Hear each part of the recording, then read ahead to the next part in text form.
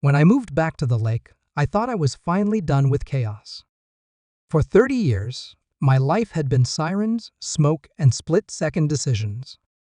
I'd spent most of my adult years as a wildfire and flood response coordinator, the kind of job where you never sleep through a thunderstorm because you know what the sound of distant rain really means. When my wife Julie passed, the world went quiet in a way that felt almost violent. The silence in our house was too sharp. Every room echoed with her laughter that wasn't there anymore. So I did what I always told her I'd do someday. I went back to the lake.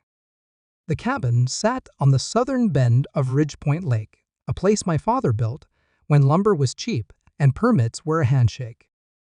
It wasn't much, just cedar siding, a tin roof, and windows that faced the sunrise. But it was home. The kind of home you don't just live in, you inherit. My father used to say, "Land like this doesn't belong to you, son.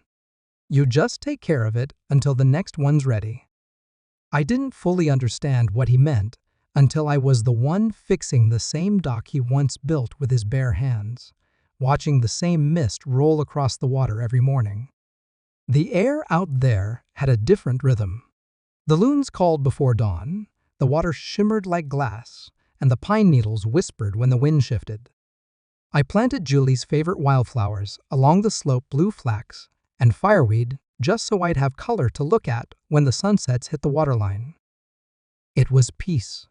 Real, earned peace. The kind you can only understand after losing everything else. For the first time in years, I started to breathe again. I'd wake before sunrise, pour black coffee into a chipped mug, and sit on the porch while the fog lifted.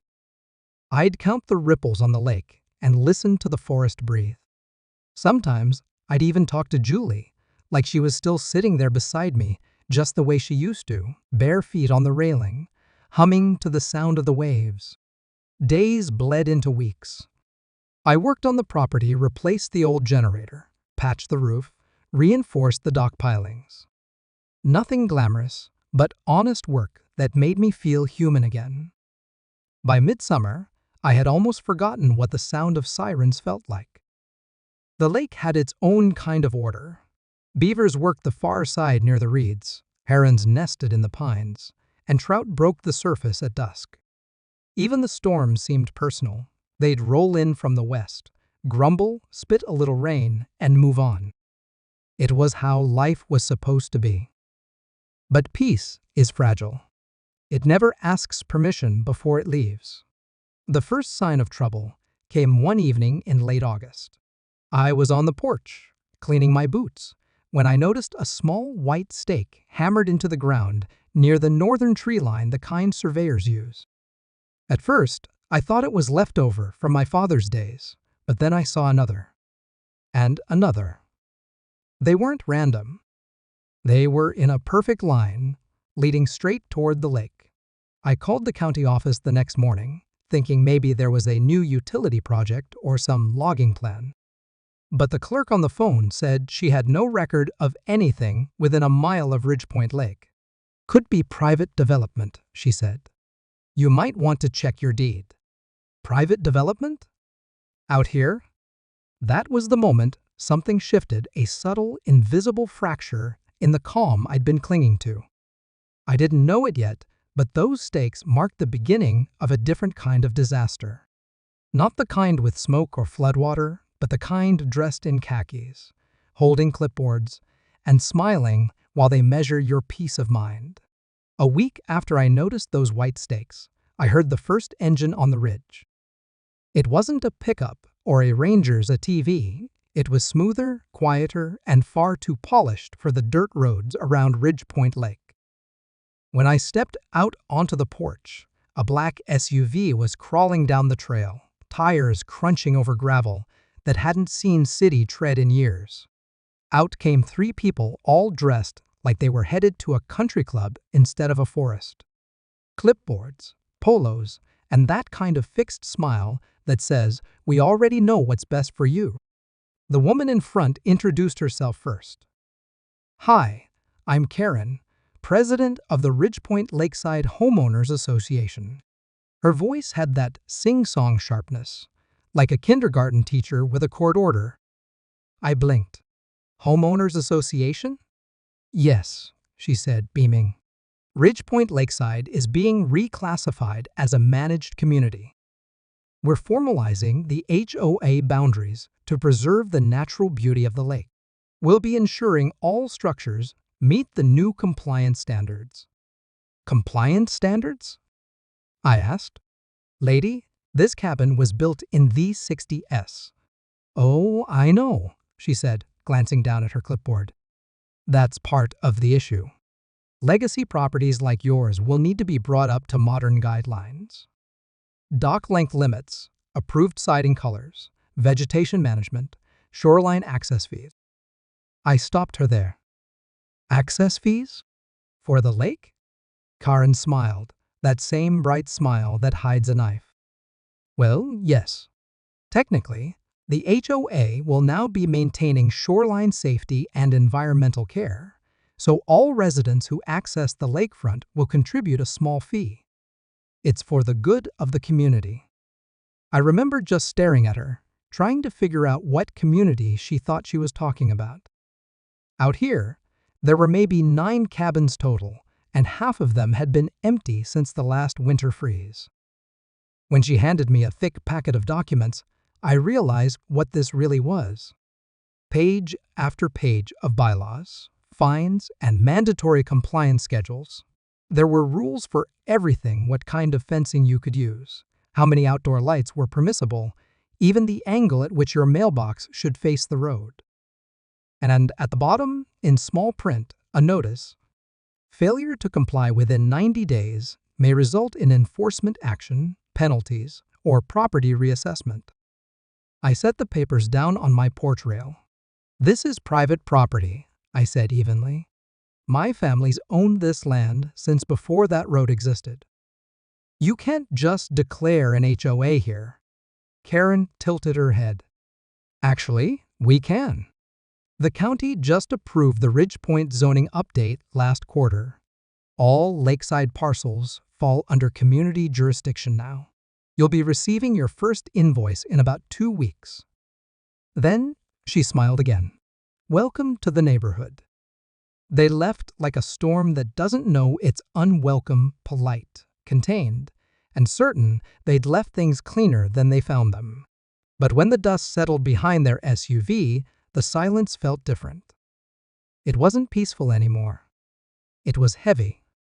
That night, I dug out my father's old lockbox, the one with our original deed, survey maps, and the title paperwork. My father had always been meticulous with records. Sure enough, every page was stamped, signed, and recorded decades before any mention of a Ridgepoint Lakeside. Still, I wanted to be sure. I called the county recorder's office the next morning, spoke with a young guy named Nolan. He pulled up my property details and hesitated. Sir, I see your deed, but there's a new zoning overlay. The Ridgepoint Lakeside HOA filed under a special incorporation clause. Incorporation? I asked. Yeah, he said. They technically purchased the land around the lake that wasn't deeded to existing properties, the access roads, the shoreline easements, some utility strips. That gave them leverage to form an HOA, and now they're trying to pull everyone inside the jurisdictional map.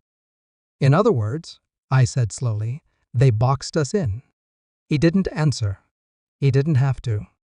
Over the next few days, new signs went up: private property, HOA, access only. They started putting up cameras at the main trail. Then letters arrived, glossy envelopes, stamped official notice. One said my dock was a non-conforming structure.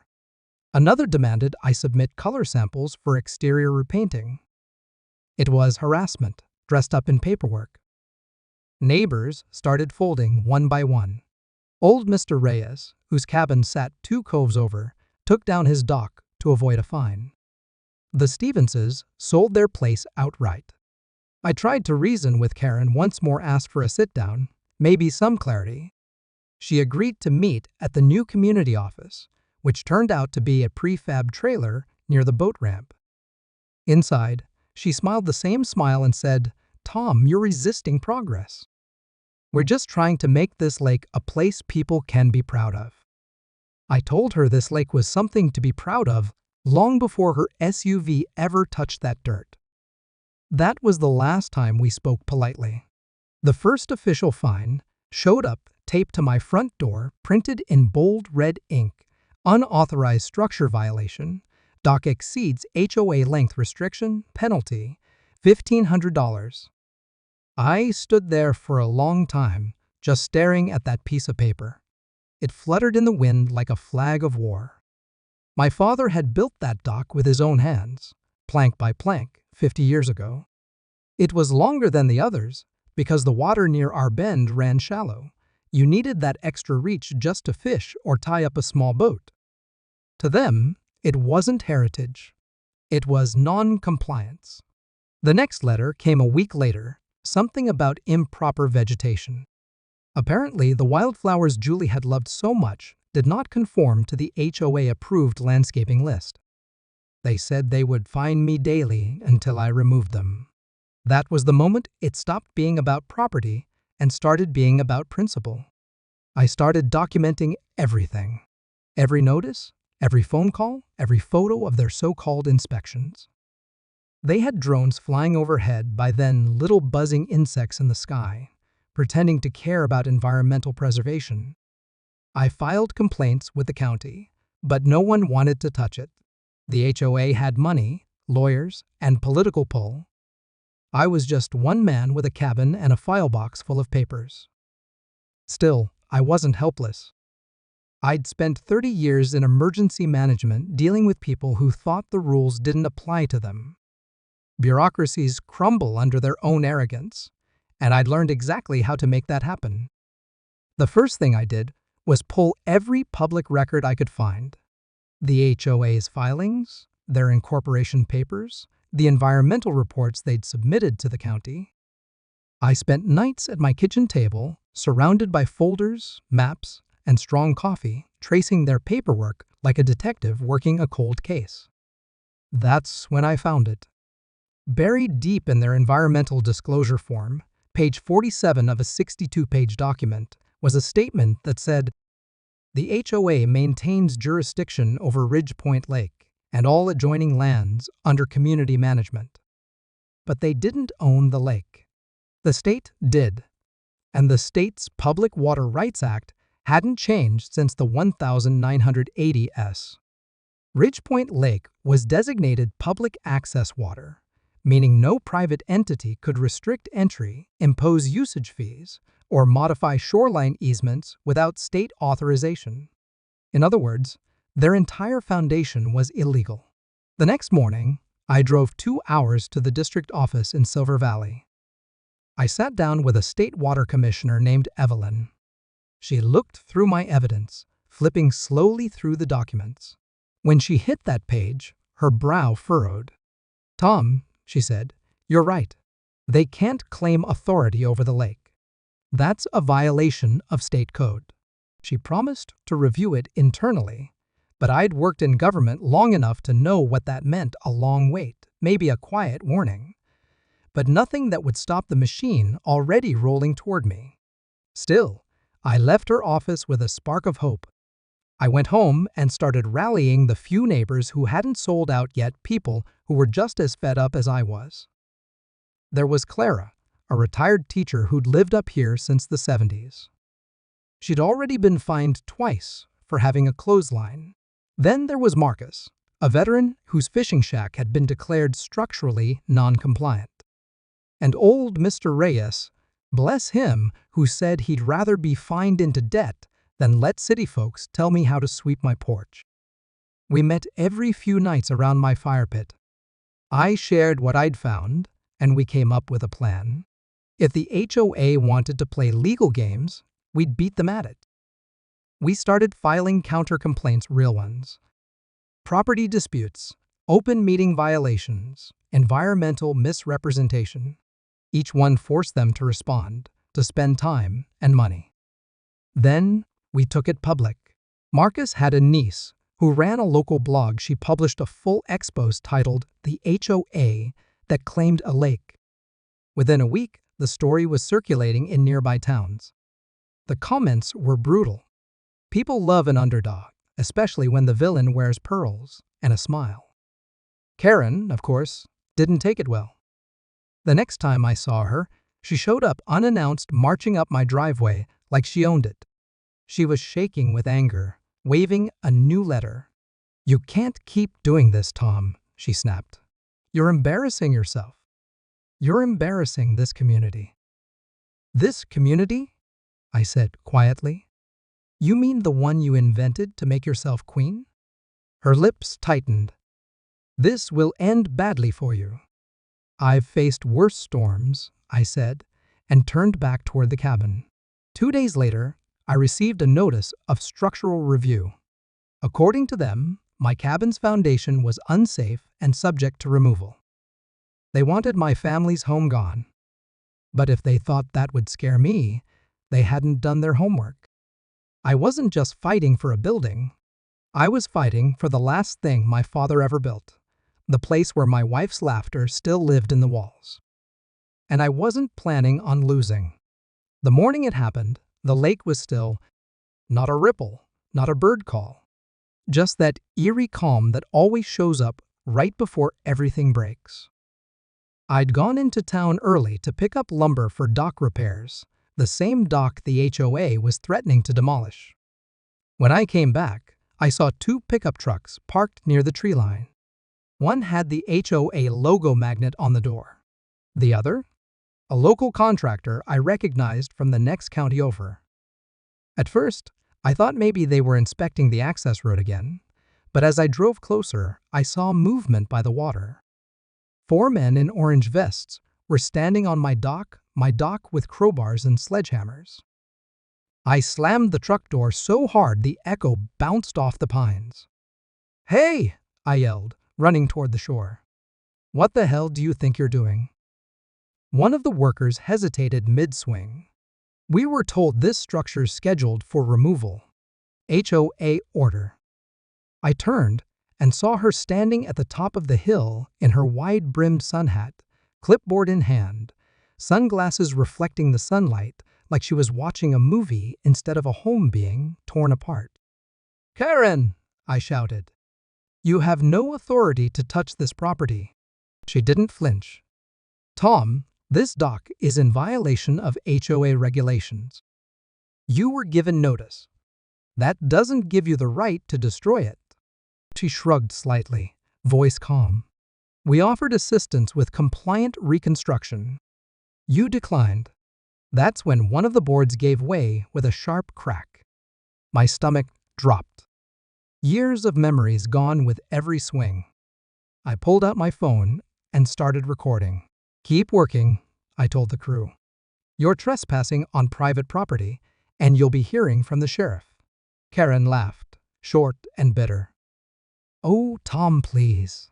You think anyone in this county's going to take your side? You've been harassing this association for months. We're simply enforcing policy." "Policy doesn't override the law," I said, my voice shaking with anger. "You just committed criminal destruction." But she wasn't listening. She turned to one of her board members, a man I hadn't seen before, and said, "Make sure you get photos for documentation." That was her mistake. By the time the sheriff arrived, my dock was half gone. I expected more of the same indifference I'd been getting from officials lately, but to my surprise, Deputy Lawson, an older man I'd known for years, looked furious. He pulled me aside while the crew pretended not to listen. "Tom, I didn't know they were doing this. I got 3 calls from neighbors saying there was heavy equipment at your place." I handed him the video. "They destroyed private property without a court order. That's vandalism." Lawson nodded, eyes hard. "You're right." He turned to Karen.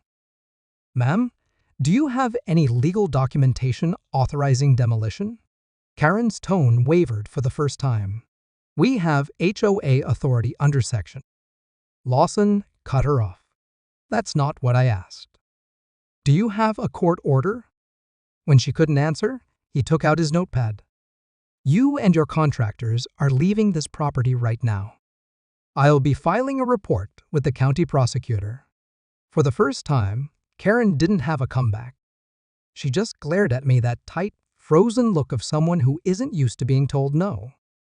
They packed up and drove off, leaving my dock in pieces, boards floating like driftwood in the shallows.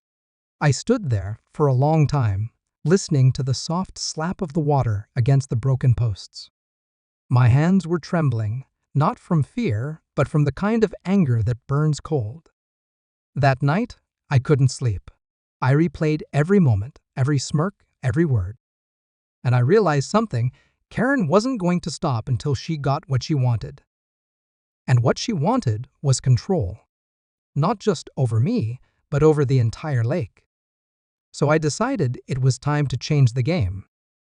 I went back through the paperwork I'd gathered, the environmental filings, the zoning maps, the public easement documents. And there, buried deep in the county plat records, I found something even she didn't know. The HOA had filed their zoning claim under an incorrect land boundary. They had extended their jurisdiction nearly 50 feet past the line of the old access road, right into state-managed conservation land. That meant every single action they'd taken there, including the demolition, wasn't just illegal. It was a violation of state environmental law. I sent the evidence directly to Evelyn, the water commissioner, along with the sheriff's report. She called me that night, her voice tense but excited. "Tom, this changes everything. If the HOA encroached on conservation property, they'll be facing serious penalties, possibly even dissolution." I finally exhaled. "Good," I said. It's about time they felt what it's like to be on the other side of a citation. But even as I said it, I knew Karen wouldn't go down quietly. Because people like her, they don't admit defeat. They double down. And sure enough, within days, the next storm was already brewing, not in the sky, but in the courthouse. The courthouse in Silver Valley wasn't much to look at: 2 stories of sandstone and old paint. A flagpole that leaned just enough to bother you if you stared too long. But that morning, it might as well have been the center of the world. Karen and her HOA board filed a counter-complaint before the state could act. They accused me of harassment, defamation, and malicious interference with community management. It was laughable until I realized they'd lawyered up with a firm from Denver. These weren't weekend volunteers anymore. This was war. When the notice came, my hands actually shook. Not from fear, from disbelief. They were trying to bury me under paperwork, bleed me out with legal fees. It was the oldest trick in the book. But they'd forgotten one crucial thing. I knew this courthouse better than anyone. Before I retired, I'd worked side by side with emergency management teams that coordinated directly with the county's judicial office. I'd spent decades in this same building, drafting disaster orders, coordinating public safety zones, even reviewing property injunctions. I knew every face, every clerk, every hallway. When I walked into that courtroom, I wasn't the anxious landowner they expected. I was calm, ready. Karen sat across from me in a navy blazer, pearls glinting under the fluorescent lights. Her lawyer, a slick guy with city polish, whispered something to her, and she smiled. That same practiced smile. The judge, an old friend of my father's, Judge Albright, entered and called for order. He'd been on the bench for 30 years, the kind of man who could smell arrogance before you opened your mouth. The HOA's attorney went first. He spoke for nearly 20 minutes, reading from notes, painting me as an uncooperative resident and serial disruptor of lawful community operations. He called my dock an unsafe hazard. He even claimed my videos were defamatory. When he finished, Karen gave this little nod, like she'd just signed my eviction notice. Then it was my turn. I stood, walked to the front, and set a binder on the table. It was thick, every document, photo, and letter I'd collected. I looked straight at the judge. "Your Honor," I said evenly, This isn't about compliance. It's about control. The Ridgepoint Lakeside HOA wasn't created to preserve the lake. It was created to take it. I opened the binder and slid a few copies forward. Here's the incorporation document they filed with the county. Notice anything missing? Albright adjusted his glasses. Boundary certification, he muttered. Exactly. They used outdated plats and extended their jurisdiction into state conservation land. Every enforcement action they've taken there, including the demolition of my dock, was illegal under State Code 19.7b. You could feel the air change. Karen's attorney tried to object, but Albright silenced him with a raised hand. I continued furthermore, the HOA's environmental disclosure falsely claims exclusive jurisdiction over Ridgepoint Lake. That violates the State Water Access Act, Section 102, subsection D, which guarantees public access to navigable lakes. Their fines, their cameras, their shoreline restrictions, all of it is illegal. I glanced at Karen. She'd gone pale. Her hand, which had been resting calmly on the table, was now clenched tight. Then I dropped the final piece. And this, I said, pulling a printed email from the stack, is from the State Water Commissioner confirming the HOA's unauthorized encroachment. There's already a pending review for revocation of their charter.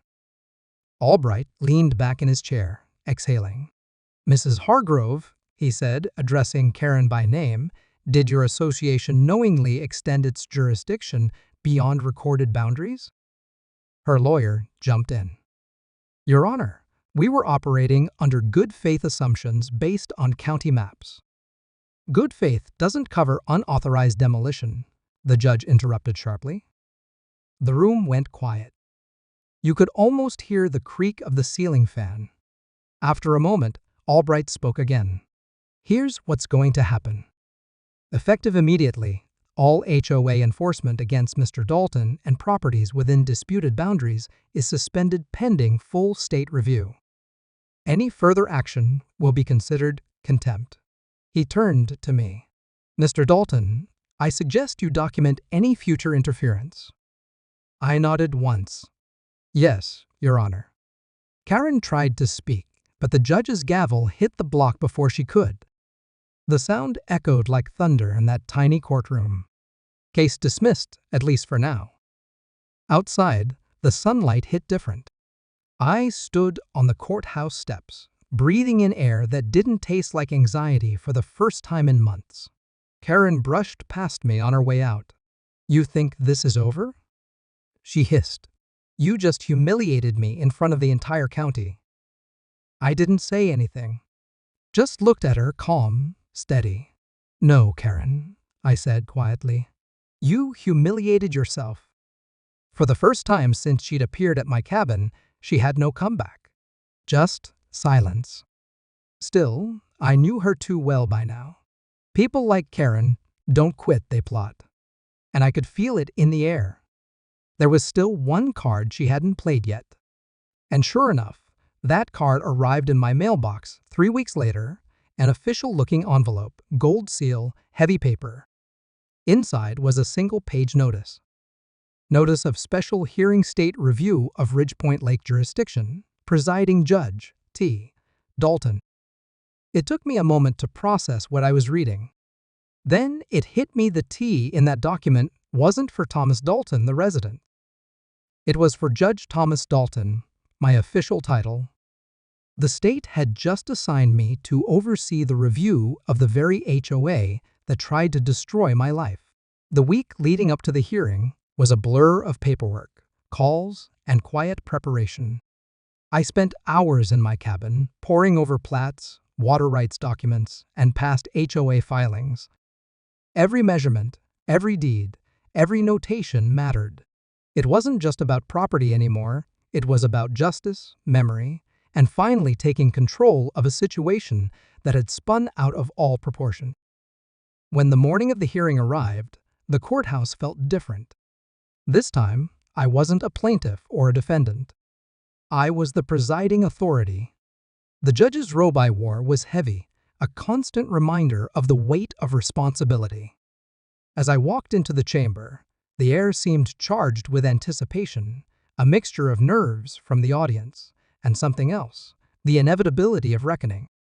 Karen Whitfield and her HOA board were already seated, fidgeting with notes and whispering among themselves.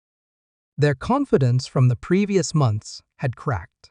They still wore polished shoes and designer suits, but there was a tension behind the smiles, the kind of tension only people who know the law can recognize when they're facing someone who knows it better.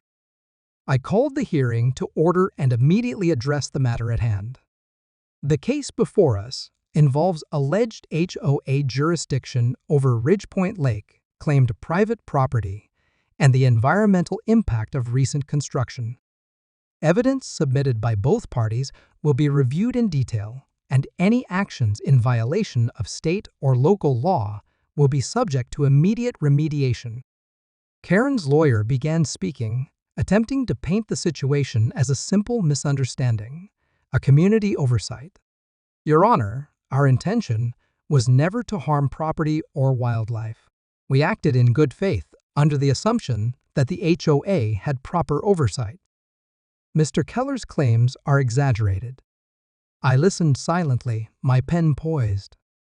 Every assertion they made had a counterpoint in the documentation I had meticulously prepared. I allowed them to speak, letting their arguments unravel on their own. There's a certain power in quiet observation, letting someone self-destruct through overconfidence. When they finished, I presented the compiled evidence.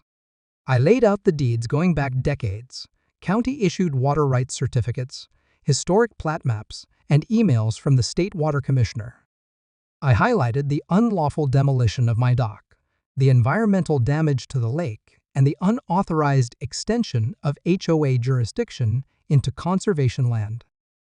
Review of these documents, I stated firmly, makes it clear that the HOA acted beyond its authority in multiple instances. Construction on Ridgepoint Lake was undertaken without proper permits, violating state environmental protection statutes and private property rights. Any fines, citations, or enforcement actions previously taken against Mr. Keller are hereby voided. Karen's face hardened, but there was no interruption. I was thorough, precise, leaving no loophole. I went further, emphasizing the environmental violations, the dead fish, algae blooms, and disruption of wildlife habitats. The photos and lab reports I submitted were irrefutable.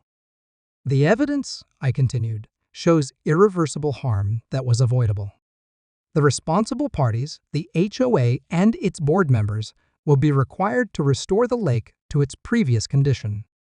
This includes removal of all floating structures, repair of the dock, and remediation of the ecosystem under certified environmental supervision. The courtroom was silent except for the scratching of pens. Even Karen Whitfield seemed momentarily stunned. For months, she had wielded authority as if it were absolute. Now, she was confronted with the law in its purest, unyielding form. Finally, I concluded with one more point. This hearing serves as a reminder: private property and environmental stewardship are not optional. They are protected by law, and attempts to circumvent these protections will be met with full legal consequences.